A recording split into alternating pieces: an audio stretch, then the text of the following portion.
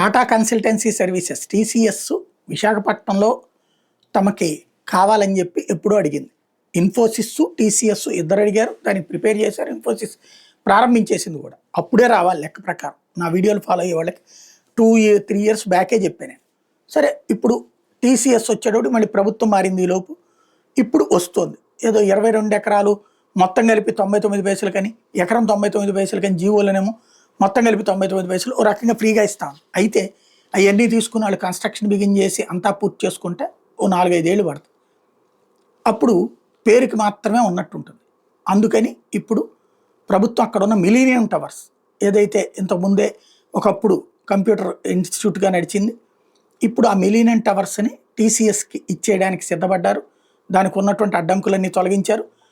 తద్వారా ఇమ్మీడియట్గా కార్యకలాపాలు ప్రారంభించుకోవడానికి ప్లగ్ అండ్ పిన్ విధానం ఒకప్పుడు హైదరాబాద్లో హైటెక్ సిటీ బాగుపడడానికి కారణమైనటువంటిది ఏదైతే జరిగిందో అది చేయడానికి సిద్ధపడుతున్నారు.